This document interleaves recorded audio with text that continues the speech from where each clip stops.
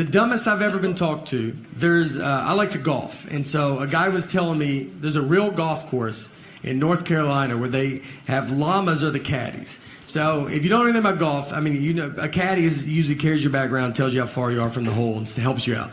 So this course, they have llamas. So you put your golf bag on a llama, and it carries your bag.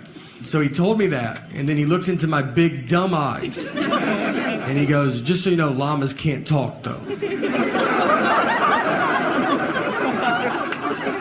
I mean, that's the question he was trying to get ahead of as he looked into my stupid eyes. Like, he's like, I'm going to say it so that guy doesn't have to say it. I'm not smart at all. I'm smart enough to, like, answer my 6-year-old's questions. She's like, why is the sun hot? I'm like, 'cause it's on fire. It's a stupid question. I tell her that, all right, because I know that she'll be smarter than me next year and then just for the rest of her life. So I am really sticking it to her while I can. I know nothing about, like, adult stuff that you're supposed to know about. Global warming, that's one that everybody yells at you about. And they're like, you better do something. I'm like, I'm so tired of it. Let's do it. I'm like, I barely made it out of high school. I don't really know how rain works.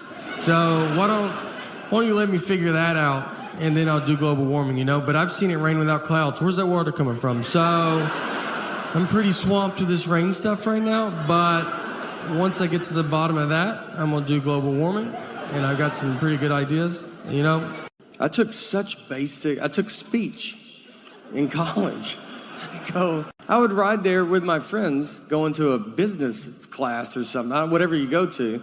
I was like, all right, I'll catch you after speech. And I still say a lot of words wrong. That's what I don't understand. I say poem, which no one ever knows. Poem, like, yeah, P-O-E-M, I go poem. Well, fix that, speech class. What if I want to be a poem writer? What if I have a lot of great poem ideas? And no one takes me serious because I'm like, listen to my poems. They still want to do Thanksgiving at their house, but they don't have the room for us. There's like 20 of us. It's like a college kid being like, you don't do Christmas in my dorm room? There's a table for 4, and then they have to put a train of TV trays and nightstands that just weaves down this hallway. I mean, you're sitting on stairs. We made the kids go eat in the car. We just go back in the car. You can't even eat inside. My mom didn't have ketchup. I was like, everybody just has ketchup. It just comes in houses. If I went to some alcoholic's house, he would have ketchup. His whole family would be gone. But I would say, do you have ketchup? He'd be like, I'm not that gone, man. Marriage fights are great because they're all very dumb. I would say 90% of them are dumb. 10% the cops show up. But we got in a fight once over chocolate milk. We didn't talk for 24 hours. What happened is I brought chocolate milk home, and she was like, why did you bring it home? And I was like, you're supposed to drink it after you work out. And she was like, that's not true. And I was like, well, there's a commercial on TV. They probably looked into it more than you did. So I decided to listen to them. And she said, that's just the milk people pushing chocolate milk. And I was like, you don't even know what that statement means. You don't know if there's milk people. And I think chocolate milk's doing fine. I don't think they're sitting on barrels of it. And they're like, we got to make up a lie. We got to get rid of this chocolate milk.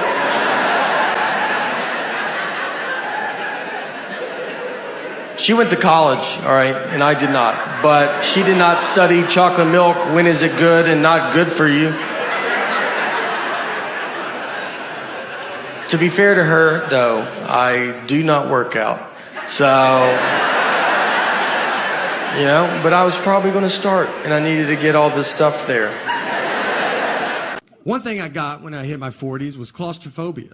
Never had it. Actually got it here on the Simpsons ride, which is what's crazy. I mean, we're 100 yards away from where my life fell apart. I rode that ride with my daughter, and we're sitting on it, and we had another buddy, and he has his 2 girls on, and so we sit there, and they pull the bar down, and the bar, my leg gets stuck in the middle, and it just opened a door that I never knew was there. I mean, it's just, and it's like a problem. I had to stop the ride. It's super embarrassing to stop a child's ride and just be like, I'm just waving. I'm like, I can't do it. And then they opened the bar and they go, all right, you can do it again. I was like, I'm out, dude. And no one got to ride it because I couldn't ride it. We all had to leave. Yeah, ruined it for everybody.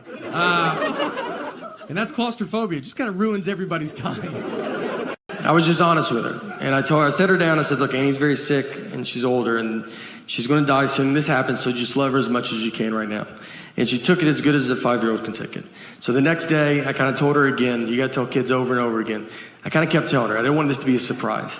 And then Annie surprised us by living 6 months longer. I mean, we were way off on when we thought she was going to die. But I already started telling my daughter I didn't want to stop and then have to start it again. So I just kept it up for 6 months. Every day I was like, she'll die. All right, she will die. She will die. I will die. Your mom's dead. My wife's good though. She's put up through a ton with me. Like I remember 3 months into our marriage, one night I came home and I was like really drunk. I was hammered and I know she loves that. So I spoil her a little bit. I'm like a pretty decent guy. So we go to bed and all right, I'll be honest with you, I peed the bed. Yeah, I shouldn't have. I was pretty good though. I kind of like blamed it on her. Like I remember, I just woke up and I go, hey, what's wet? All right, did you pour a perfect circle of water underneath me? A flawless circle. She was like, no, you peed the bed. What is wrong with you? Did I marry you or did I have you? I have no idea. Look, I can be wasteful. Like, if something gets to the bottom, I will throw it away. Ketchup. If ketchup gets like that much left, I'm like, blech.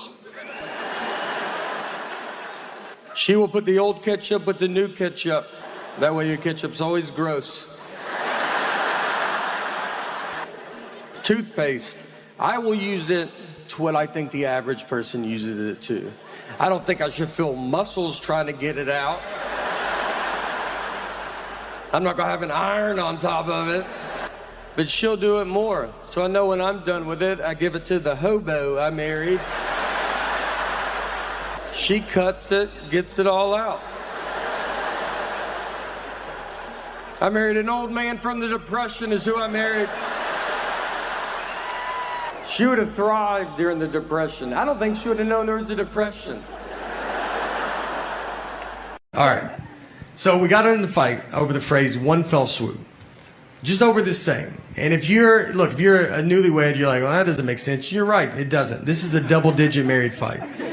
This is when you've already done all the dish fighting or the putting your clothes away fighting. This is when they're trying to mentally break you. They got you almost how they want you, and this is the one that sends it over the edge. So my wife, she wanted to go visit her parents one weekend, and her parents are divorced, and which has been hardest on me, to be honest. That's something people don't talk about, you know? When you marry into the divorce, I mean, they divorced because of her, not me, so why do I have to go to 50 different houses? So she wanted to go visit her parents and shit, I want to do it in one fell swoop. Now, I've never heard my wife say the phrase one fell swoop. We've been together 20 years, she's never said it. And it felt like someone that day told her, hey, you should start using one fell swoop more. And she goes, I'm about to call my husband, and goes, perfect, use it 40 to 50 times on him. So she calls me and she goes, I want to go visit my parents and I want to do it in one fell swoop. And I go, all right, let's do it in one fell swoop. She goes, I want to do it in one fell swoop. I go, let's do it in one fell swoop, you know? Let's swoop it up, I'm down. And she kept saying it, one fell swoop, one fell swoop. I mean, over and over again. And then when she went to describe this one fell swoop trip, she goes, we'll go to my mom's, come home, then go to my dad's. And so I just like waited, and she didn't say anything, and I just go, that's not what one fell swoop means. And instead of possibly just being wrong, she goes, I know what one fell swoop means. I go, yeah, it doesn't sound like you do, all right? And we have the same last name. I can't have you out there in a one fell swoop conversation. What do you think two birds, one stone mean? Let's just go through them all. I don't know if you know any of these. She hangs up on me. So I get home, And you know when you walk home and you've been in a fight and you're like, all right, how long is this fight? Is it happening still? Is it over? I don't know. I got to fill it out, you know? She never uses words like sorry. I'd love to hear that. I mean, that's a word she definitely doesn't know what it means. And I say it all the time. I walk around the house with just a sack of sorries, just handing them out all day. I try to give her some, like, would you like to carry some of these? She's like, I don't have pockets, so I'm good. We didn't talk that whole night. I mean, we're just sitting there, our daughters, like, we're watching TV, eating, and I'm like, hey, you know your mom's crazy, right? And she's like, did you do your homework, or you don't want to be dumb like your dad? And then your daughter's just like, are y'all lunatics? So I'm laying on the couch, and my wife just came over, and she kisses me goodnight, and then she went to bed. And that was it, you know? That was like, I felt like it was her sorry, I guess. But she didn't say it. And so I was like laid there and I'm just thinking about it. And you think about it a lot because you're like, all right. Because you learn the longer you get married, sometimes it's like, just let stuff go. You know, who cares? And the next morning I get up and I kind of still wanted to talk about it. Because we didn't talk all night, you know? So I went into her, I was like, look, I got to tell you, I mean, it's just not what it means, you know? And that got it going real good. And I felt so good about this argument, you know. I thought about it all night. I was like, you got this one in the bag, man. You should bring it back up. I'm not trying to date her anymore. I like to win a fight. We're going to die together. I almost woke her up in her sleep. That's how much I was so excited. I almost just started shaking her going, it's not what it means. Our marriage almost ended in one fell swoop. So I was just honest with her. And I set her down. I said, look, Annie's very sick and she's older and she's going to die soon. This happens, so just love her as much as you can right now. And she took it as good as a 5-year-old can take it. So the next day, I kind of told her again, you got to tell kids over and over again. I kind of kept telling her. I didn't want this to be a surprise. And then Annie surprised us by living 6 months longer. I mean, we were way off on when we thought she was going to die. But I already started telling my daughter I didn't want to stop and then have to start it again. So I just kept it up for 6 months. Every day I was like, she'll die. All right, she will die. She will die, I will die, your mom's dead. Once I was checking a bag, and the guy behind the counter, he sees my ticket says Nathan, the license says Nathaniel, and he was like, this is not good. He goes, these names don't match. And I was like, but they match, right? Like, you can see the leap that we took to get from one to the other. And he was like, but they're not the same. I was like, but they're the same. And I'm realizing he cannot find out people call me Nate at that point. I mean, he can't handle that. He's going to call the police over to be like, there's a guy with 3 names trying to fly right here. You guys want to just shoot him from over there or something? So I was like, what do you want me to do? And he goes, you should go home. That's all I got to say. I said, look, I'll give you that those names don't match. But what I think is going to help a ton is the picture on the ID. Something that I've always loved that they did. And I think with 70% of that name matching and 100% face, it's 170%. I think I'll get through it. It's great having a kid. I've been married for 7 years, and so now we just have a 1-year-old daughter. So it's getting pretty serious, and this is what took it over the edge. We were living in New York when my daughter was to be born, but I'm from Tennessee, so we flew home, and my daughter was born in Tennessee. I didn't want her to be born in New York. I don't need her growing up thinking she's better than me. So I was like, you start where we start. All right. How about that? It's wild. I remember on the way to the hospital, I told my wife, I was like, look, I don't want to see anything. All right. It's going to be gross. I wish it was like the 50s when they didn't even let men in the hospital.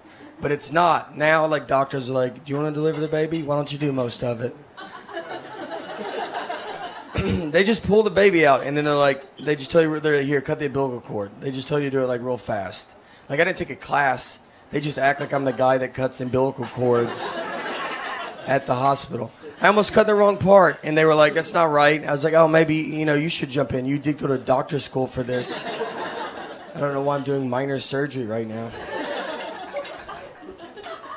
Then they just hand you your baby, and they're like, all right, we'll see ya. And that's when you're like, I'd really like your help now. I need you to live with me or something.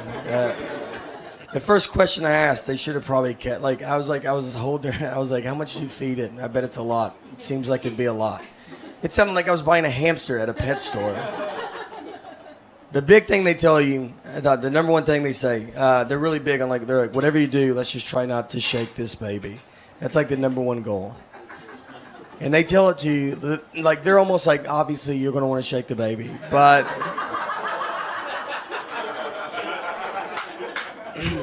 it would be so awesome if you just did not shake this baby. That would be the best.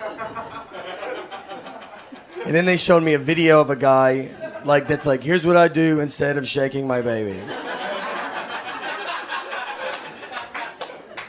Like he was like, I take walks, for instance. You know, I walk 70 miles a day or something. I walk a lot.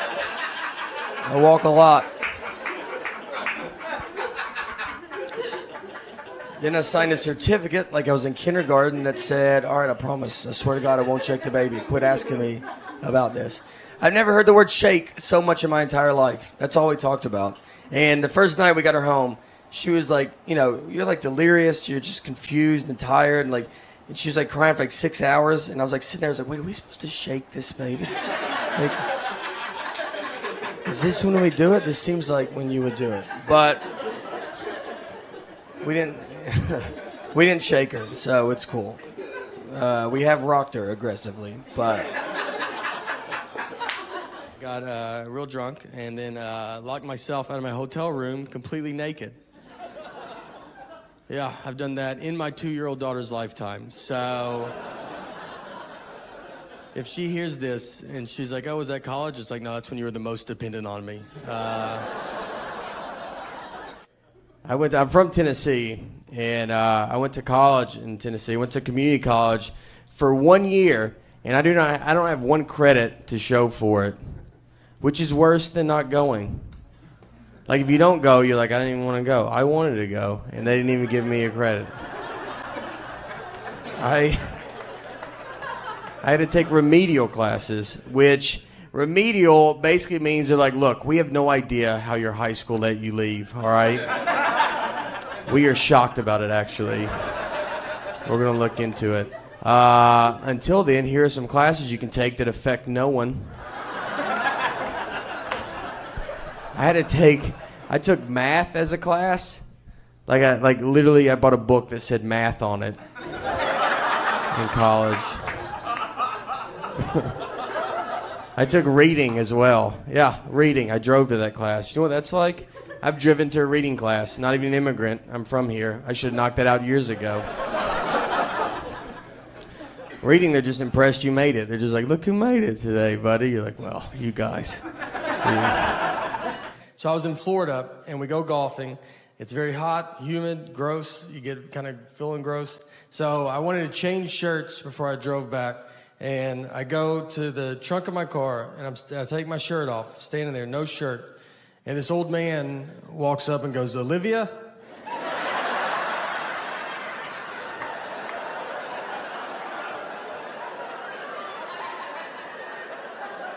I had to turn. I was like, I'm sorry. What did you say? I'm sorry. And he was like, oh, sorry. Honest mistake. And I was like, I don't know. He was looking for his elderly wife and saw me with no shirt on and thought that could be Olivia. I had a car that he does not recognize. None of this is making him not. He's like, I don't know. That's a dead ringer for Olivia. And I wake up the next day, and my flight is gone. I mean, I've missed it. And it's not like it's at the gate. It is in Austin, Texas. They are checking into their hotel. So I go to get my phone to get another flight, and I've lost my phone. The night before, I lost it. So now I don't have my phone. So I have to go buy a ticket over the counter like it's the 50s. And when you walk up to a counter, they don't expect you to be buying a ticket like that. I got up there, and they were like, all right. I was like, I would like 1 ticket to Austin, Texas, please. And they didn't have a flight, so I have to do that at every terminal. I just have to keep going. 1 ticket to Austin, Texas, please. I finally found a flight, but the girl behind the counter, she's never sold a ticket like that. She's like, I've worked here for 10 years, and no one's ever done this. And she goes, I don't know how to do it. And she went back and got, probably the oldest lady I've ever seen. I think she's there for just this reason. Look, I say a lot of dumb stuff. I try to keep it in front of large groups. Seems to go better that way. When you say something dumb one-on-one, it's a lot for that person. Last year, my dad he's doing a show. He does these magic shows in prisons. And during the show, one of the inmates just stands up and says, "I know your son," which is probably not the best place as a father to hear that. Just like, "I know your boy. He keeps his mouth shut. He's good people." So my dad, he goes, "Hey," he's like, "All right." He goes, "How do you know my son?" And he was one of the guys that carried me up those stairs that day. I was 12 years old, and we've never known who carried me up those stairs. And then his brother saw me on the Tonight Show and was like, "That's that kid that we carried up those stairs that day." So it's pretty crazy. And so since then, I've been actually bringing him out to shows, and I'm going to bring him out tonight. And no, he's not here. He's in prison. But, yeah. Sorry. Yeah. Trust me. Look, he would love to be here, trust me. Yeah, he'd kill to be here, to be honest. But Marriage fights are great because they're all very dumb. I would say 90% of them are dumb. 10% the cops show up. But we got in a fight once over chocolate milk. We didn't talk for 24 hours. What happened is I brought chocolate milk home, and she was like, "Why did you bring it home?" And I was like, "You're supposed to drink it after you work out." She was like, "That's not true." And I was like, "Well, there's a commercial on TV. They probably looked into it more than you did." So I decided to listen to them. And she said, "That's just the milk people pushing chocolate milk." And I was like, "You don't even know what that statement means. You don't know if there's milk people." And I think chocolate milk's doing fine. I don't think they're sitting on barrels of it. And they're like, "We got to make up a lie. We got to get rid of this chocolate milk." She went to college, all right, and I did not. But she did not study chocolate milk. When is it good and not good for you? To be fair to her, though, I do not work out.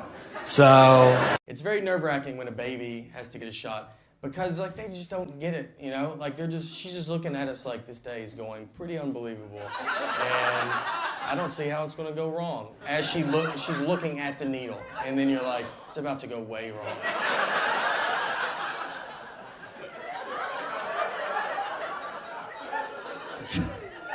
So the needle goes in, she gets a shot. So we go to grab her, right, because we're ready for her to start crying. She blows us away. She doesn't cry at all. Like, we're just, like, baffled. We're, like, sitting there, like, we can't believe this. Like, this is unbelievable. My wife was, like, getting emotional. She was like, "Oh, maybe this is a sign she's going to be, like, a strong girl, like, a powerful woman." And I was like, "Yeah, that's right. Maybe she's going to be that." We all should think about, like, maybe she's going to be a psycho. Like, who doesn't cry when they get a shot? Have you thought about that at all? That's what I'm worried about. Who's fine with pain already at 9 months old? When you have a baby, you want them to be healthy and not a serial killer. And I don't know which path we're going down right now. I know in 20 years, I'm either going to be like, "Look, telling her, like, we love you and we're happy you've accomplished everything." Or I'm going to be on the news being like, "We love you and you need to turn yourself in right now." Right this second. I knew that shot meant something. Ever get in those fights, like you'll be at home, like you and your spouse, and you guys are not talking to each other, and you're in the house together, no kids, the house is quiet, and you just stay on the opposite ends, and then you pass each other in the hallway. That's like the funniest part of it, because you don't live in a mansion, you have one hallway, and you just didn't time it out right, and you just have to walk by each other like strangers. You're like, "Oh, excuse me, sorry, yeah, no, go ahead." She'll be watching TV. I'm like, "Ma'am, are you watching this?" I couldn't tell. I was going to change it if you weren't watching it. It's the silent treatment. The silent treatment is, it's a very common thing. Everybody knows what it is. I think women are just born knowing it. I don't think you're taught it. I don't think it's like, my mom did it and her mom. It's an instinct that's in us all, that we all just know. Here's what made me think of that. I rewatched the movie Sixth Sense. And I'm not trying to do a Sixth Sense joke. This is a 20-year-old movie. I also have to spoil it, but it's 20 years old. So if you don't know by now, I don't know what to tell you, you know? And don't be like, "We're going to watch it tonight. We're going to go to Blockbuster on the way home." So he's dead the whole time. And I don't know. If you haven't seen it, it's a pretty big part of it. But for those that have, think about when you watched it. When we all saw this movie for the first time, none of us knew he was dead. That was the biggest surprise we've ever seen in our life, you know? We just thought his wife wasn't talking to him for like a year. That made more sense to us than him possibly being dead. Out of all the years, this has been the best one. I mean, there's aliens. They said there's UFOs. and no one cares. That's what kind of year could you have that you could sneak in? Hey, everybody, on the news. They're at the end of the news. They go, there's UFOs. And you're like, oh, do they have COVID? And you're like, no. Like, I don't know. They won't get tested. But I went into one. I was trying to buy a hammock. So I go in. I go back to where I imagine the hammocks live. And I went up to this guy and I was like, hey, man, do you guys sell hammocks? And he was like, what's a hammock? And it threw me off enough that I was like, am I saying it wrong? I was like, I think I'm saying it wrong, because you know what it is. And I was like, is it hammock with a T? Does that sound right? Like, do you guys sell hammocks? And he was like, we're out of hammocks. We're out of them. It's hammock season. And I left, went to my car, Googled where to buy a hammock. And Google was like, do you mean hammock? I was like, I sure do, Google. Where were you at during all of this? Our daughter still sleeps in our bed, too. And parents don't like that when you say it. They're like, you got to keep them outside. Don't look at them. It's my fault. So we had a kid late in life. We have one kid. And so we're kind of hitting all the sites. And I would be, when I get home, travel a bunch and I get home, I'd want us to all sleep in the bed together. And I've kind of built up a habit now, and it's happening. So it's tough, though, because kids don't know how to sleep. I mean, she makes king bed feel like a twin. I mean, I'm on the edge. When I sleep alone in a hotel, I have to sleep with my head on the nightstand. It's the only way I know how to go to bed. She gets sideways, upside down. If you woke up upside down tomorrow, you would go to the hospital. She's also apparently going through menopause because she's the hottest human being that's ever lived. I'm not freezing at night. She just kicks all the covers off, and you're like, yeah, no, you go ahead. It's your bed. We're lucky to be in it. We have a daughter now, and so it's getting, 2-year-old daughter. It's getting pretty serious between me and my wife now. And I was living in New York when my daughter was to be born. She was not born here, though. We flew home. She was born in Tennessee. I didn't want her to be born in New York. I don't need her growing up thinking she's better than me. I was like, you start where we start, all right? No one gets a leg up in this family. It was wild. I remember on the way to the hospital, I was like telling my wife, I was like, look, I don't want to see anything, all right? It's going to be gross. I wished it was like the 50s when they didn't even let men in the hospital. But it's not. Now doctors are like, do you want to deliver the baby? Why don't you do most of it? I didn't take a class. They just act like I'm the guy that cuts umbilical cords at the hospital. I almost cut the wrong part. I don't know what it is. And they're like, that's not right. I was like, why don't you do it? You did go to doctor school for this. Why am I doing minor surgery right now? I mean, is it cheaper? If it's not cheaper, I don't want to do it. All right? I always have... I got other buddies that are getting married now, so they always, want to come talk to me. So, I always tell them, they're like, what's it like? I'm like, here's what it is. I'm just telling everybody. Marriage is like, you ever go to a concert and you see a mosh pit, and you're like, you know what? I'm going to go get in that mosh pit. But then, once you get in it, you're like, I do not want to be in this mosh pit at all. I am going to leave and go get some beer. Then the mosh pit's like, didn't you drink last night? All right, mosh pit, why don't you get off my back and let me live my life. I just want to buy stuff and her not know I bought it. And that's so hard. I think if I knew the name of my bank, I could do it. But I gotta go through her to get that information. I poke around. I'm like, if I had a bank, what bank do you think I would go to?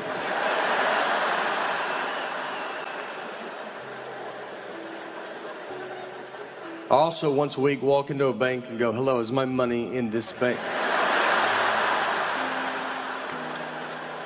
So I sit on it for 6 months, a long time. We finally get in a fight. I don't remember what the fight was about. Nothing. I don't know. It wasn't laundry. I remember that. So I'm losing this fight. And so in my head, I'm like, this is it. I mean, I was sad to see it go. That's how good I felt. I felt bad for her. I mean, I was like, she thinks she's winning this fight. I'm about to drop a bomb on her right now. So just out of nowhere, I do my own laundry. And I mean, I said it like, they don't make them like this no more.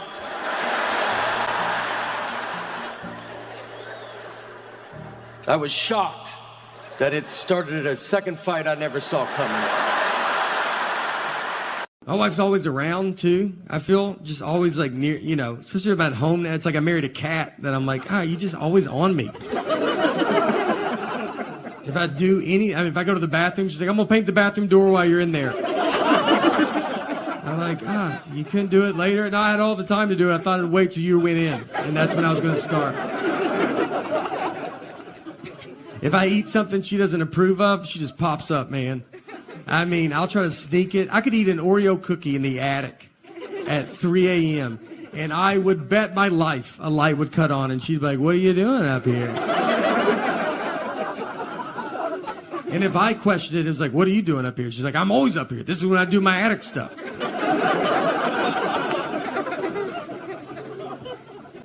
She put Life 360 on my phone. That's so they can track you even when they're not near you. You might not even know you have it on your phone. It's worse than what the government's doing. I would rather the government track me than her. She just calls me, why are you at Krispy Kreme donuts? I'm like, look, I'm not gonna live like this, all right? If I want donuts, I'm not gonna lock my phone in a gym locker and go pay cash for donuts.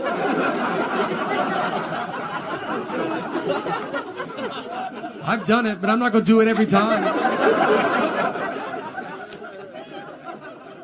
God forbid I go to a store she has a coupon for. I mean, I'll be walking into the parking lot, just get a call, don't buy anything, I have a coupon. I'm like, do you think I'm gonna come home and get that coupon? Is that what you think's about to happen? I'm gonna try to pay more now that you called. I don't even know if Target allows that, but I'm gonna try to negotiate up on this toothpaste. You better hope they don't ask me to round up. I'm rounding up. I hate coupons so much, and she's addicted to them. She will not let me leave. Like, I got a coupon. I'm like, I just feel so stupid. I'm buying deodorant, and I'm like, I don't have all the money, but I'm almost there. But I do have this coupon. One day, I hope to be able to pay full price. We are saving up as much as we can. The end of the night comes. Everybody's drunk. Children, adults. It's across the board.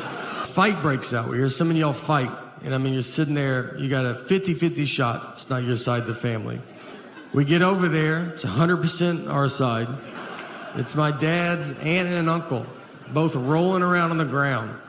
They're in their late 70s. He wanted to leave, she did not. So they thought, let's just handle it in front of everybody. So we got to get him apart, and he starts fighting us. And he's a pretty good fighter, all right? He's punching women in public. You don't think he's handled some dudes in his lifetime? That ends the night. You know, you can't be like, all right, guys, let's calm. Let's cut the radio back on, find a good station. Tuesday is sadly divorced now. That did not work out. My dad's aunt and uncle, sadly, it did work out. They're still together. Me and my wife fight a lot, like normal, like normal fighting. It's easy to fight when you're married, I think. Marriage and prison are the two easiest places to start to fight. Everybody's really tense and on edge. No one remembers why they got there. My wife will get mad like when I hang out with my buddies. She's always like, oh, you always have so much fun with your friends. You always laugh with them a lot. You never laugh that much with me. It's like, yeah, I hang out with professional comedians. It's a pretty good time, like they make jokes, new jokes every day. She doesn't make jokes ever. She makes a lot of lists. She does do lists though. Have you ever been to a Starbucks, like inside, like if you go inside and there's like a big long line and you'll be waiting and they try to take your order before you're even to the front? Like you'll be in the back, they're like, what do you want? You're like, I would like to wait till I get right in front of you. Yeah, did you see everybody looked at me when you said that? I didn't care for that. So how about we do it like a regular, normal business, and you let me do it right in front of you. Starbucks is like waving cars down on the street. Just been like, we're just trying to get your order started in case you ever come here one day. Always talk to me very easy too, or dumb. Like if I talk to a stranger, I can always feel it. And I think it's my eyes. I have big eyes, And so I just get a lot of like, you still with me, man? And I'm just sitting there like, yeah, I'm listening. And he goes, all right, I don't feel like you could have been anywhere, She runs everything. She does stuff, doesn't tell. We got a new roof, and I did not know that. A whole new roof. I found out from my neighbors. They were like, how's that new roof going? I go, I don't know what you're talking about. And they go, you didn't know you got a new roof? I go, no, I did not. And then I had to go get hurt. I was like, you gotta go talk to them about that new roof you didn't tell me about. I look like an idiot out there. I get it. It's for our kids and their kids, and we want to make sure they have a good earth and their environment and stuff. We don't want to have a bad earth. And we don't want them to be mad at us and yell at us. But I don't think they will, because I don't think we get mad. I don't ever see litter on the ground and call my grandmother and be like, where do you get off? You know? I don't know how you show your face anymore, all right? It's cloudy today. Is that because you smoked on planes? Probably. Why'd you have to smoke that high? Where do you think that smoke was going? Have you ever been to a Starbucks, like inside, like if you go inside and there's like a big long line and you'll be waiting and they try to take your order before you're even to the front?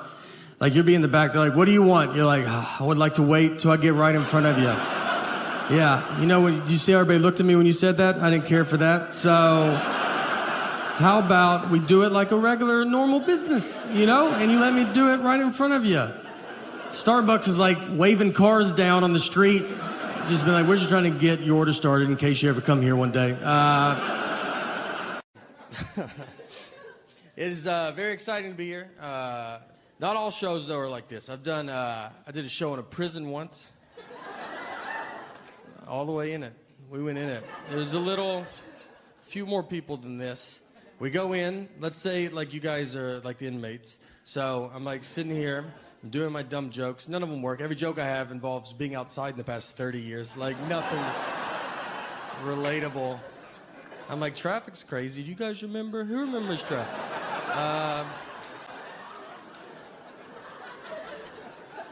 An inmate gets up and starts walking towards me. I'm like, oh boy, here we go. You know, like I've seen movies, like he's going to use me to break out.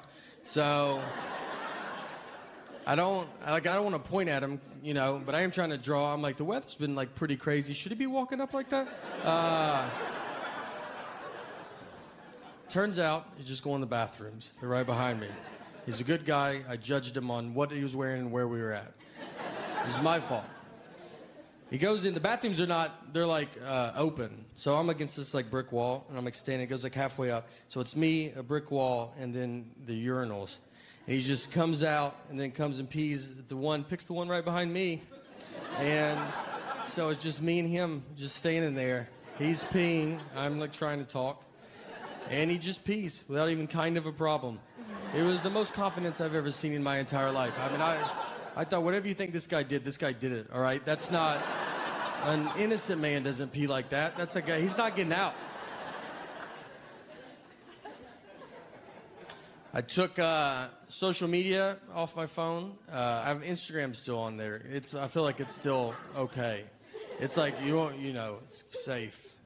Twitter's like, I feel like it's just like celebrities telling you you're the worst. That's all it is, all day. Whether it's like the presidential election, everybody's furious. And then there's a big pipeline thing. Remember that? They're like, we got to stop this pipeline. We're like, yeah, we do. I don't even know where this is at. I couldn't find it. Right now, I don't know what was in the pipe. I don't know if the pipe was above ground, but it was like, we got to stop. People have stuff there, and you can't be throwing pipes. You can't just throw pipes everywhere you want to throw pipes, you know? And it just... I follow Leonardo DiCaprio, you know? I'm a big fan. Just want to see what that guy's life is like. He tweets nothing fun out. I've learned that. He tweeted out 100 million sharks get killed a year by people. Just threw that up. No solution.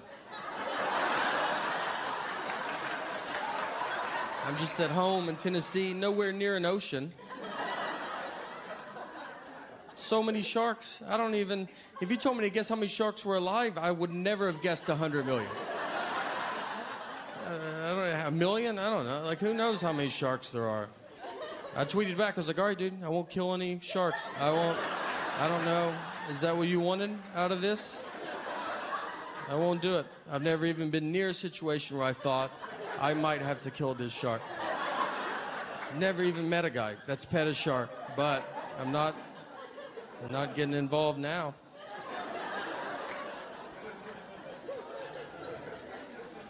Facebook is more, that's your like friends telling you you're the worst. It's more local. No one has a good day on Facebook. It's everybody's worst days of their lives. And you'll be like the first thing you look at. You like wake up and you like cut it on and then just be like, do you want to see a murder video? You're like, I don't at all. I just woke up.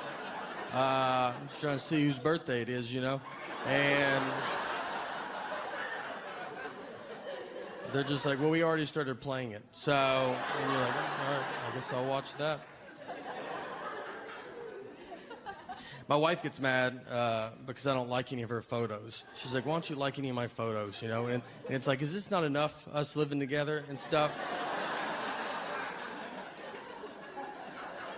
I don't...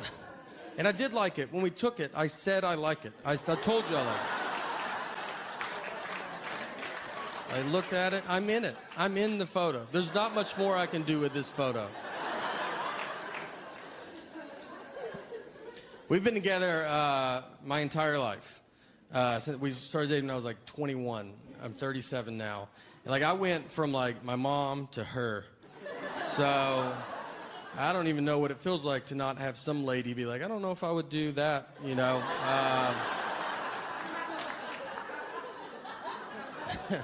And now we have a daughter, so I'll never know. I'll never know. We get in fights, you know, still. And when you're married for a long time, fighting is just, it can happen, it's open 24 hours, basically, at any time. We got in a fight recently at 3 a.m. We woke up to get in this fight. We have a dog, and our dog, like, freaks out when it thunders.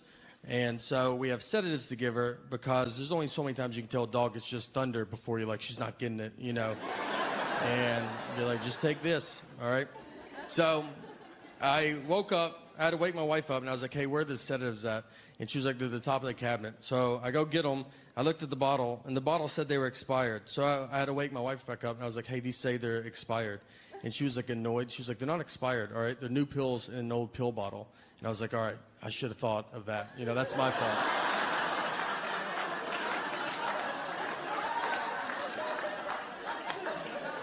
I mean, we have people come to our house all the time and they get milk and they're like, is this milk expired? And I have to go, that's new milk in an old milk jug. Are you the stupidest person I've ever met? Why would you not assume that's what it is? That's roughly what I told her. It wasn't as fun as that. And then she goes all in and tells me it doesn't matter because dog medicine can't even expire. Which I was like, you've never even heard a rumor about that. You don't know that. We don't know any dog medicine people. I know who she knows. We don't know one dog medicine maker that's texting her like, hey, we're doing some pretty big things at the dog medicine factory. I wanted to let you know first, but we've invented medicine that can't expire. So feel free to tell your husband at 3 a.m. We do have a daughter as well. We took her to Disneyland when she was 2, and people told us that was a mistake. We didn't ask anybody, but they were happy to tell us. And they were like, you're just wasting money, you know, she's not going to remember it. And I was like, I don't know. She believes in Minnie Mouse. Minnie Mouse is like real to her. It's like fun to see her get excited, you know. Should I just lock her in a closet and be like, do you remember yesterday? No? Well, until you start remembering things, I'm not going to waste any of my money on you, all right?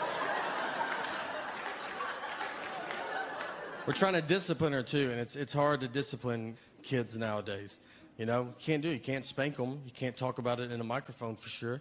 So it's like, what do? You got to hope it works out. Spanking got like blown out of proportion because like you would see like a video of a lady like fighting her kid in a Walmart parking lot, and they were like, no, you're not supposed to spank. You're like, that was a regular fight. That's not like what we're talking about. I was spanked. My generation was. It was fine, you know. You ever talk to really old generations? They just act like they were beat with bats. They say stuff to you like, that doesn't sound like that should have been happening. You should have called the police or something. Like, the police would hit us as well. Everybody was hitting us. It's fun to be back home. I got my 20-year high school reunion is this year, and I'm pretty excited. I'm pretty invested. I didn't go to college, so this is like the last group of people I met. So I mean, I cannot wait. I love it. I went to the 10-year, loved it. Suggested a 15, no one wanted it. Finally, the 20 is here. My buddy told me, he's like, I'm going to lose weight for our 20-year reunion. And that always like feels, you're like, why don't you lose it for the people that were in your life every day for the past 20 years? You've made your wife stare at your moose body for 15 years. Why don't you tone it up for her a little bit? He's like, no, I'll just save it for the people I hate. I'm going as is. Just, this is what happened. I don't know what to tell you. Yeah. I didn't work out then. I didn't start when I left. So I'm just seeing how it's going to go. I do zero working out. Not even, it's not like you're like, whoa, wow. Like it's like, yeah, we figured that. Every hotel I go to, I ask if they have a gym. I don't even have clothes that I could work out in. There's no way. I'm like, is it 24 hours? I was going to start tonight at midnight. So I was wondering if that's... What I've learned, what's easier than working out is just tell people that you used to weigh 300 pounds. That's a lot. They don't know, So I've never weighed 300 pounds, but I look pretty amazing for a guy that used to weigh 300 pounds. You're like, yeah, I got tired of being tired, all right, Today's my cheat day, obviously, but normally I'm pretty strict. I just don't eat anything healthy. I like apples, but I only like pre-cut apples. I won't eat a whole one, I'm not a horse, all right? So could you guys do some work over there at the apple factory, however apples get here? I've watched a lot of the documentaries that try to make you eat better. Like I watched Fed Up, and it's about all the food that I eat every day. There was nothing in it that I haven't had recently. You know that saying, like, I haven't had that in forever? I haven't said that in forever. There's nothing I haven't had. Airheads, that's usually something like, oh, are they still doing good? Yeah, they're doing great. They got more colors now. It's pretty fun, I go to too much, like, chain stuff. Like, that's, I can't think outside of, like, going to, like, a chain place. And they mess up all the time, but I still just go back. I go to McDonald's, and I'll have, like, the nerve to be, like, in the drive-thru, like, and be like, hey, guys, this said no onions, and this has onions. And they just look at me like, you're too old to be here, man. Don't come here. This is not a real restaurant, all right? I'm 11 years old. That guy's 90. Go to, like, you live near here. Go to a regular place. I had a whole issue at a Starbucks. I went into Starbucks, ordered iced coffee with milk. Nothing crazy, And the guy, like, looked at me weird. Like, when you're, like, get something in your head, you're like, I'm pretty sure he doesn't know what I said. But you're, like, too far in. You're both touching the credit card. So you just got to go, all right, let's see what he thinks he heard. And I go to the end of the counter, and he gives me milk with ice in it. I had to ask him. I go, what is that? He goes, milk with ice in it. I was like, what do you think? Do I look like a psycho to you, dude? I've never ordered milk publicly in the history of my life. I've never once in my life been out and thought, you know what I could go for right now? A cup of milk. I'd love to do that. I'd love a cup of milk. I'd like to drink it out of a straw, something else I've never done. Let's do that, and then let's put ice in it. Let's do something I didn't even know you could do. Let's do all that in front of all these people I don't know. And it was a Starbucks that was like in a Target. It wasn't even its own Starbucks. It was a Starbucks that's like, we don't really do everything. And I was like, do you do milk with ice in it by any chance? Is that something? I just go to all of them. And I still go. I go to, everybody messes up. I want them to do so much better. I went to Walmart. I go there. I'm fine with them, I'm a Walmart guy. Like, that's where I'm at. I went into one. I was trying to, and Walmart's getting a little, like, sometimes when you go in there, some of the people that work there are like, some of them, I don't even know. You'll be talking to them. I'm like, I don't even know if you work here, if you're a customer. Like, it's 50-50. but they're willing to help, which is nice. I went into one I was trying to buy a hammock. So I go in, I go back to where I imagine the hammocks live. And I went up to this guy and I was like, hey man, do you guys sell hammocks? And he was like, what's a hammock? And it threw me off enough that I was like, am I saying it wrong? I was like, I think I'm saying it wrong because you know what it is. And I was like, is it hammock with a T? Does that sound right? Like, do you guys sell hammocks? And he was like, we're out of hammocks. We're out of them. It's hammock season. And I left, went to my car, Googled where to buy a hammock. And Google was like, do you mean hammock? It's like, I sure do, Google. Where were you at during all of this? The other embarrassing part of that is, so it happened, and then I called like a comic buddy of mine to tell him the story. And I was like, this is funny, right? But then I asked him, I was like, hey, do you think if I tell people I was buying a hammock, is that going to come off like I'm bragging? Like, for some reason, in my head, that's just like a wealthy purchase. Like, that's a hammock at Walmart. Like, an audience would be like, whoa, all right. I didn't know we were just hearing about how good you're doing. Man, what's it like to have two trees that close together? Is it nice? I heard it looks nice. I've seen pictures.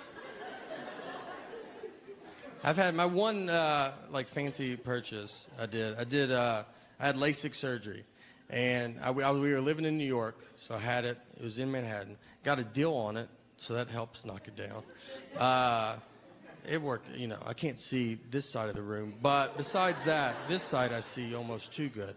And no, it was fine. And they did a couple things that were weird.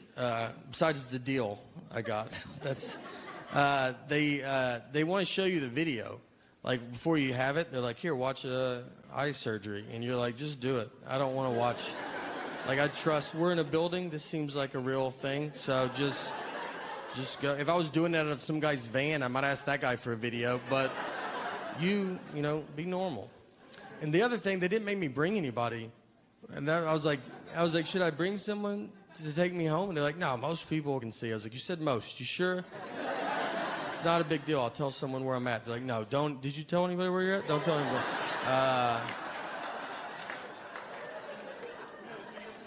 So I go in. They give you a Valium. You go back and you do it.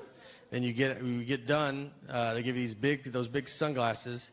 And then I'm on a Valium. They're like, you good? You're like, yeah. This is the funnest. This is like the funnest surgery ever. This has been a fun day, to be honest. And they're like, can you see? And I was like, yeah, I'm fine. Like, so I go down. I'm in Manhattan. So we get out and I start walking to go to the subway. Get a few blocks away. And then my eyes start hurting so bad.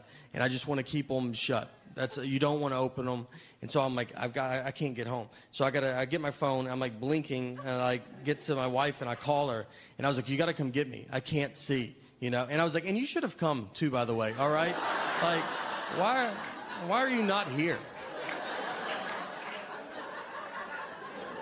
So I was like, you got to come find me. I don't know where I'm at. I've made turns. So I was like, just go back to that place and then just expand your search around buildings until you find me. And I just stood I put my hand on a building and I just stood like, because I was afraid I would like drift out in the street and just be like just shuffling. And next thing I know, I'm in the middle of the road, just big sunglasses, which is wouldn't be that different for New York. And so I'm just standing, I stood with my hand like this for like 30 minutes. I mean, we were to the point with, if anybody confidently just walked up, they could have taken me home. Next person that goes, let's go, I was living with them for the rest of my life. It's fun doing comedy with, like, 'cause you get to travel so much. I fly a bunch, and it never gets easy when you fly. Like, you just think, like, every plane you're on is going to go down. It's not in a dark, you know, it's never relaxing. I had I've got on a plane once and you ever get on and just look at everybody on it and it just looks like a group that would go down in a plane crash. Like, for some reason, you're like, I feel like I've seen all of us before. I had a pilot tell us right before we took off that he was retiring and this was his last flight. You're like, all right, why don't you just say that when we land, dude? Like, it's not like we're gonna be different people. We're the same people. He's basically just like, either way, this is my last flight. So, all I can tell you is I'm not flying again after that. I'm trying to get better. Like, when you travel now, you go to like different cities, it's like to like actually like go explore the town and like see stuff. I went to Wilmington, North Carolina, and yeah, a couple of us, all right? And they have a big battleship there. And it's in like, it looks like it's a river because you can see across. It doesn't look big, but it's probably part of the ocean. It's like one of those where you're like, could I drink that water? Could I not? You know, I don't know. But you can't ask that. You can't ask someone how water works. So I didn't even go on it, but it's there. I just wanted you to not think I didn't see it if you go.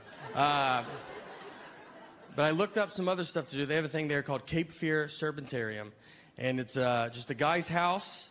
And he has a bunch of snakes, lizards, and a crocodile just in his house. He has the world record for being bitten by a viper snake. It's 7 times, which is like, it's a record no one is trying to get. It's so many times. He was bitten 3 times and then 4 more times after that. That's how many times he was bitten. 3's a ton, and then 4 more after is just too many. But I was like, I got to go see this. This is going to be amazing. So I go, I walk in. Right when you walk in, he's got a lobby set up. And in the lobby, he has 2 parrots and then a bunch of anti-government posters. That's like he just has those things. It's like 2 parrots and like a lot of stuff on chemtrails. You know, he's basically just like, this is what I would love to talk to you about. And you're like, I just want to see some snakes, man. He's like, all right, but maybe later could I corner you and talk to you about it? And you're like, I don't know, let's see how the snakes go. So I went and I paid. It was $9, obviously cash only in a place like that. And so I give him my $9. Go up. First snake I see is a gaboon viper. It's a crazy venomous snake. And there's a story written out about how venomous it is. And the story was that these 2 kids broke into the Washington National Zoo in the early 1980s to steal a gaboon viper for whatever reason. So they get it, they put it in a trash bag. When they're walking out, they have the trash bag over their shoulder as if they forgot what they just did. The snake bites through the trash bag because it's a 1980s trash. It's not like a Glad one now, you know. This was like when trash bags were not doing good. So it bit the kid. The kid went into a coma for 4 days, and then it was like, that's all we know. We don't know what happened. And you're like, that's the whole reason I'm even reading this, to see what... Did he die? Is he stronger? Are you him? Like, what's the rest of the story?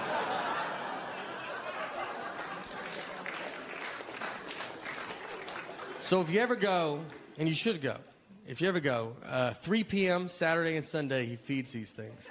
So I looked at my watch. It was like 3 p.m. I was like, all right, we'll go watch these things eat. So the first snake they go to feed is a black mamba. It's another crazy venomous snake that should not be in America outside of a zoo. Especially not at a guy's house that hates America.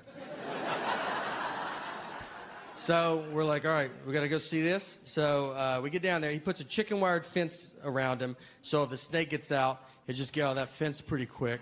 The fence has holes in it that I would describe as a little bit bigger than a black mamba. And I mean, we're leaning on it. We're getting kids up against it. We're like, no, you get up here. Their kids' faces are against it. So we all stand around. He's a bucket of like dead mice. He like grabs a mouse. He like throws it in there. He eats it. Like we all cheer, and then we move on.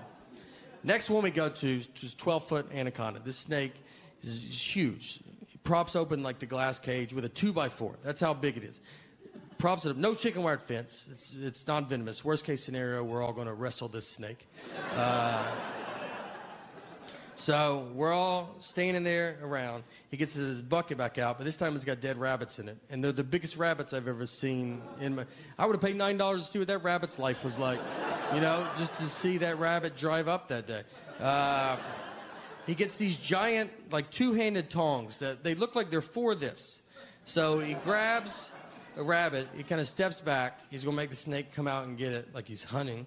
So it's the rabbit, it's him, children, and then us. I mean, no, he's the only employee there. So we stand there.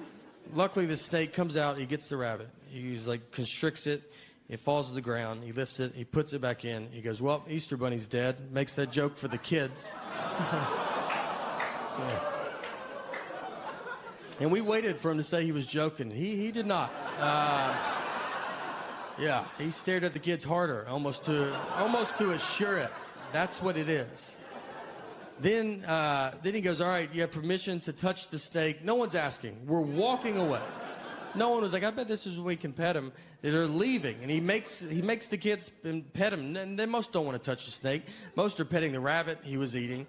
It was like the 30s. There's no rules in this place. It's like riding a ski lift. Like, you ever been on a ski lift, and like halfway up, you're like, hey, my bar didn't lock. Should it have locked? I don't do this ever.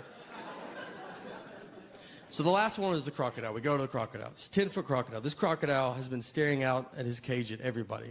Like, he's trying to remember you for supporting this guy.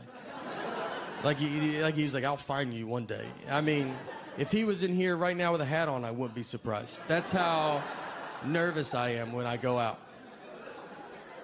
So we all stand around. The crocodile's there. He unlocks the door. Door's unlocked. He gets his rabbit bucket, and he grabs a rabbit, and he's going to just open the door and like throw it in there and eat it and watch it. He grabs the rabbit. He gets it right here. The crocodile sees the rabbit and comes forward, hitting the door, which is unlocked and we learn also broken. Hits the door. The crocodile's momentum like just takes him out into the carpet like they were staying with us. The kid, there's a 10-foot crocodile just on the floor. So everybody just starts losing it. It's like a Godzilla movie. People are just running. Everybody's crying. People are crying real hard, like just bawling. Everybody's dead behind you. You just assume it. You don't even look. Some lady was like, my husband. I was like, your husband's gone, lady. He's gone. We shouldn't be here. There's so many signs that say we shouldn't be here. And we just leave, because the cobra was next. You're like, I don't know if the cobra's in a cage. Who knows where this cobra's at? He might have been watching this with us. This is a real story. And here's my proof. I have proof to this story. Is there's a TripAdvisor review from that day. It's not my review. I'm not a review guy. But someone reviewed it. And you can look at it. Go to TripAdvisor. Type in Wilmington, North Carolina, Cape Fear Serpentarium. When you get there, go to the reviews. They have 4 stars to 1 stars. If you want to see what I'm talking about, I would start at the 1 stars. They're all pretty fun to read, though. You know, 4 stars love it. They think the place is great. 3 and 2 stars, they're usually pretty hung up on the propaganda in the lobby. They can't get past that. And then just go to the 1 star that says, crocodile got out of the cage. It's the best 1-star review I've ever heard in my life. Like, just the most, oh, did that poster hurt your feelings? Did a crocodile get out when you were there? Because he got out with us, and we didn't think he should have been out with us. So 1 star. All right, thank you guys so much. I'm going to go back to school with her. Like, kind of like, not physically go back to school, but like, you know, when she brings like homework home, I think I need a whole nother run through. Like, I need one more. Like, I don't remember any of it. So I needed to be like, what are they doing? Stuff? I don't know. She's going to go to make sure she goes to college. I did not go to college. I went to a community college. I went for 1 year. I don't even have a credit. So my loan was $40. I just paid cash. I just gave the teacher cash. I was like, this is cool. And he was like, yeah, it's more than enough.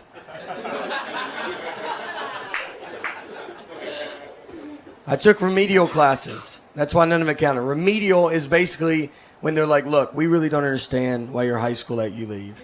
And we're shocked about it. We're going to look into it. But until then, here are some classes you can take that affect nobody.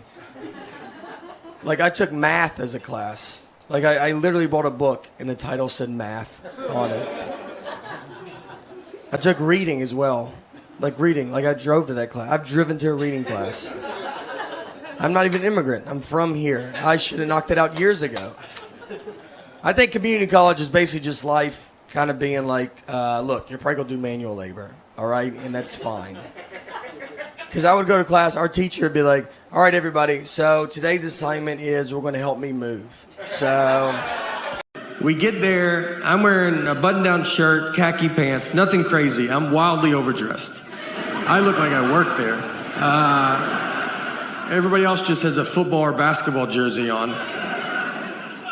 My uncle, his daughters get married. He has his tuxedo jacket, pants, cummerbund, bow tie, no shirt. They forgot his shirt, and instead of waiting to go get it, he was like, let's do it without it, right? Like that's... And he doesn't have a body that's like, that's cool, man. You know, he has a body that you're like, put your jacket on backwards, flip it around. Yeah. And then you see his back, and you're like, whew, all right, go back the regular way. Yeah, that's my fault. How's your back worse than your front? So in our neighborhood, we live in a cul-de-sac, which is very exciting because I grew up on a straight street, and I always dreamed of living in a cul-de-sac. You see them, and you're like, can you imagine being up in one of those? We do all the cul-de-sac stuff, you know, like if anybody comes down there, we're like, what are you doing down? Just any car, we're like, you better get out of our cul-de-sac. We take our trash out one of the days. I don't know the day, but it's a day. We do it, there is one day. I know we forgot to take it out a couple weeks ago. That stress could break up a family. All week was like, everybody eat out of your hands. We had friends over like, put your trash in your pockets, take it to your homes. I don't read. Yeah, and I think that matters. Reading is the key to smart, I believe. And I don't do it. I think it's caught up to me. I want to do it. I like the idea of reading. I even buy books. But these books are the most words. And it's every book. You just open it and you're like, what are you talking about? And they don't let up. Every page, just more words. How about you put some blank pages in there? Why don't you let me get my head above water for 2 seconds?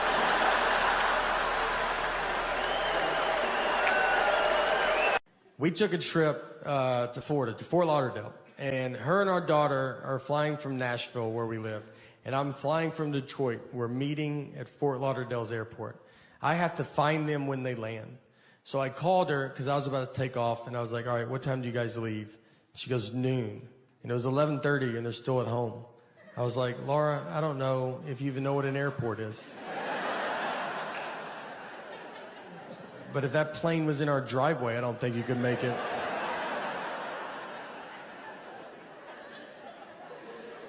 And she said, that's what time we leave for the airport. Our flight's not till 1:30. And I was like, all right. So what do you think I wanted to know when I asked that?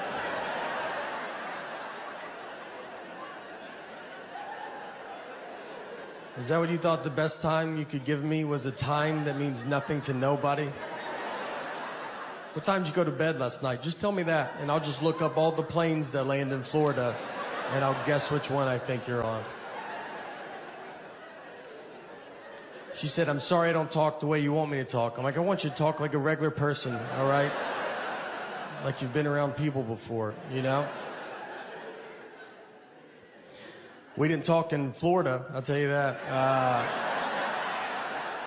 They did a thing on 60 Minutes about, like, do you know you can buy a tiger here? Like in this, like if you guys want to buy a tiger tonight, I could get you in touch with someone that does have tigers. I don't know if I can. It's a real, you can buy a tiger here in the US. They did an undercover like reporting on it. And my favorite part was they asked the guy that sells tigers, they were like, so do you think it's like too easy to buy a tiger in this country? And the guy was like, yeah, it's like, it's way too easy. And you know what? That's why America's the best, all right? I didn't even know you could buy tigers. Like, I would have been embarrassed to ask. And then I come and find out I don't really have to jump through hoops if I do want to buy a tiger. It's not an all-day thing. It's like an hour. I'll be right back with our tiger.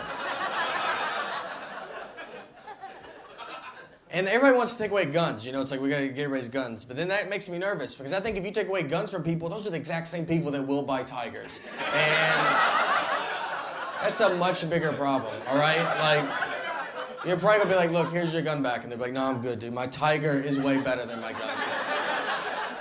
My gun missed all the time. My tiger rarely misses.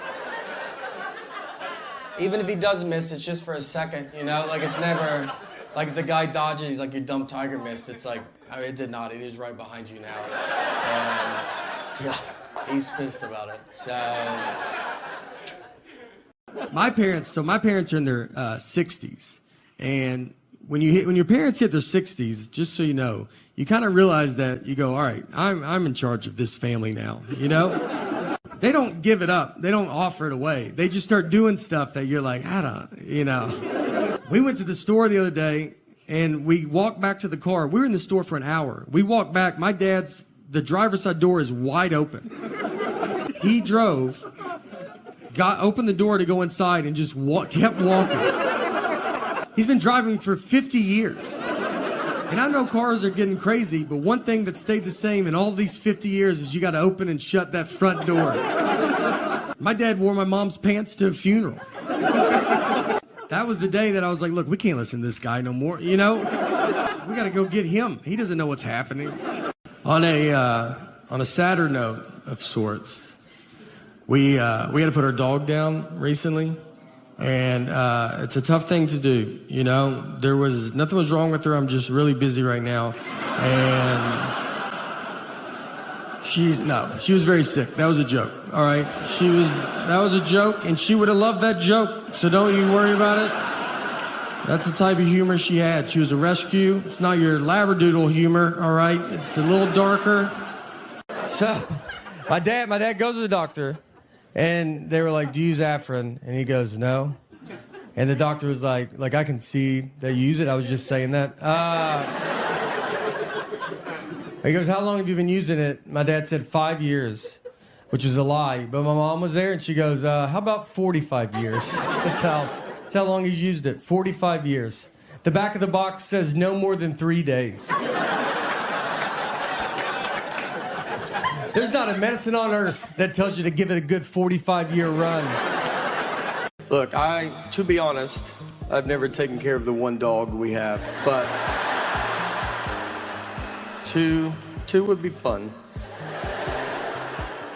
Our dog sleeps in our bed, and someone told me you're not supposed to do that because you lose dominance over the dog. And I asked him, I said, what year do you think it is?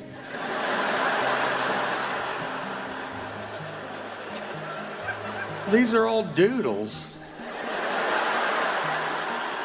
They're barely dogs. It's a person. They're people.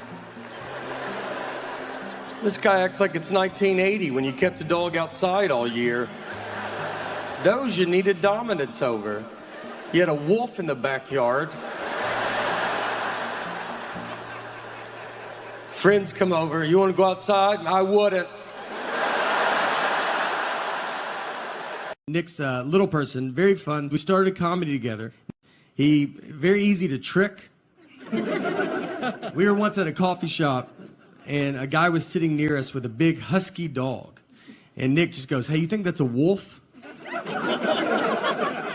And I just said, yeah, I do think it's a wolf. They just passed a law that if you can catch a wolf, you can have it as a pet. And he goes, should I go ask him about it? I was like, I mean, absolutely. You know, I mean, he wants to talk about it. That's why he brought that wolf out here. And I watched him walk over to him and just go, excuse me, is that a wolf? And the guy, I mean, he didn't really know how to answer it. He said, what? I mean, you think I brought a wild wolf to this coffee shop?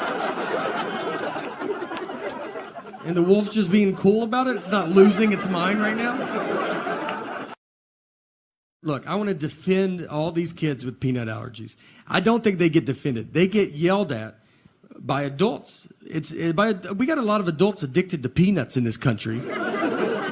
And they're furious. I haven't had peanuts in forever. You could take peanuts out of my life, I don't think I would notice. And we just have, adults are yelling at these children like they chose it. Like when they were born, the doctor goes, hey, do you want to be a nightmare to everybody?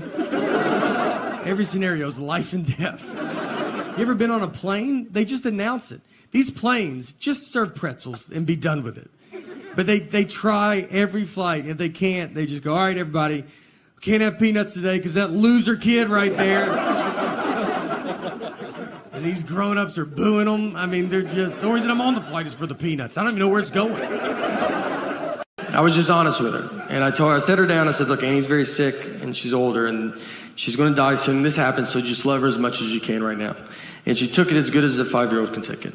So the next day, I kind of told her again, you got to tell kids over and over again. I kind of kept telling her. I didn't want this to be a surprise. And then Annie surprised us by living 6 months longer. I mean, we were way off on when we thought she was going to die. But I already started telling my daughter I didn't want to stop and then have to start it again. So I just kept it up for 6 months. Every day I was like, she'll die. All right, she will die. She will die. I will die. Your mom's dead. So I was in Florida. Have you ever been to a Starbucks like inside? Like you go inside and there's like a big long line and you'll be waiting and they try to take your order. I wanted to change shirts before I drove back. Like you'll be in the back. They're like, what do you want? You're like, I would like to wait till I get right in front of you. Shirt off, standing there, no shirt. You know what? You see everybody looked at me when you said that. I didn't care for that. Olivia. So how about we do it like a regular? I had to turn. I was like, I'm sorry. You know, when you let me do it right in front of you. And he was like, Starbucks is like waving cars down on the street. We're just trying to get your order started in case you ever. He was looking for his elderly wife and saw. Have you ever been to a Starbucks like inside? Like if you go inside and there's like a big long line, and you'll be waiting, and they try to take your order that he does not recognize. Like you're in the back, like, what do you want? You're like, I would like to wait till I get right in front of you. Ringer for Olivia. Yeah, you know when you see everybody looked at me when you said that. I didn't care for that. Me or Olivia? To be honest, my parents have a real fat cat. People point it out. You know. They walk in, they're like, man, that cat's fat. And it feels rude, you know? Like, he doesn't speak English, but we do, so maybe don't say that. And they're just, you know, they're like, what are y'all feeding this cat? You're like, oh, whatever you feed a cat, dude. I don't, like normal cat food stuff. We pour a bowl. And then they're like, well, y'all should do something. You're like, what do you think we're not doing? Do you think he has a gym membership and we don't drive him to the gym? He's a cat. That's his gym membership. He's a cat. I watched him jump from the ground on top of the refrigerator. That's like if I jumped on top of a school bus from the ground. Like, if I did that, you're not going to be like, well, you still could lose a little bit, you know? Just keep doing what you're doing. I'm not smart at all. I'm smart enough to like answer my 6-year-old's questions. She's like, why is the sun hot? I'm like, 'cause it's on fire. It's a stupid question. I tell her that, all right, because I know that she'll be smarter than me next year and then just for the rest of her life. So I am really sticking it to her while I can. I know nothing about like adult stuff that you're supposed to know about. Global warming, that's one that everybody yells at you about. And they're like, you better do something. I'm like, I'm so tired of it, let's do it. I'm like, I barely made it out of high school. I don't really know how rain works. So why don't you let me figure that out, and then I'll do global warming, you know? But I've seen it rain without clouds. Where's that water coming from? So I'm pretty swamped with this rain stuff right now, but once I get to the bottom of that, I'm going to do global warming, and I've got some pretty good ideas, you know? Once I was checking a bag, and the guy by the counter, he sees my ticket says Nathan, the license says Nathaniel, and he was like, this is not good. He goes, these names don't match. And I was like, but they match, right? Like, you can see the leap that we took to get from one to the other. And he was like, but they're not the same. I was like, but they're the same. And I'm realizing he cannot find out people call me Nate at that point. I mean, he can't handle that. He's going to call the police over to be like, there's a guy with 3 names trying to fly right here. If you guys want to just shoot him from over there or something. So I was like, what do you want me to do? And he goes, you should go home. That's all I honestly said. I said, look, I'll give you that those names don't match. But what I think is going to help a ton is the picture on the ID. Something that I've always loved that they did. And I think with 70% of that name matching and 100% face, it's 170%. I think I'll get through it.